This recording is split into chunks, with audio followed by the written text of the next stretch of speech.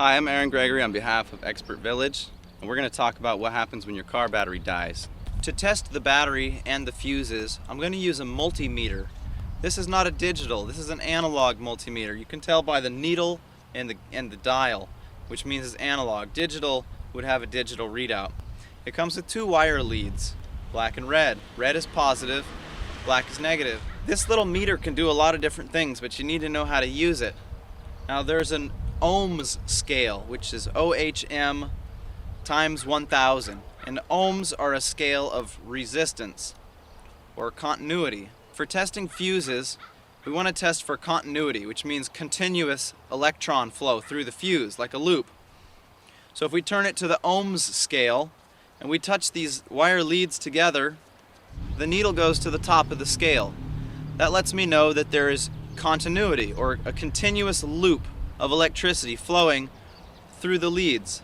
We're going to do the same thing, incorporating a fuse into our circuit.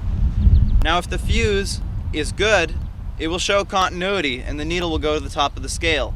If the fuse is burned, nothing will happen because the electricity is not getting through the fuse, which is protecting your car. Let's move on to the main battery fuse and test it. To test the fuse, we're going to take our meter and we're going to put on either side of the fuse legs, which are screwed down into the fuse box.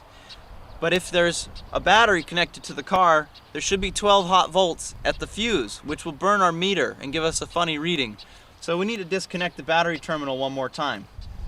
With the meter on the resistance scale and the meter where you can view the window, take your test leads and attach them to the opposite legs of the fuse. As the needle swings, we can see that there is continuity through the fuse, and the fuse is not the problem. With our multimeter, we can also test the battery for voltage. Since we've done all these other checks and the battery is still not performing, we're going to see if this battery has any voltage in it.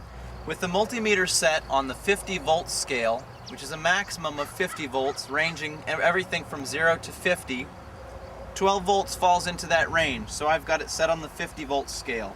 For direct current, batteries supply a direct current voltage. Connect your red meter lead to the positive battery terminal and the black to the negative battery terminal.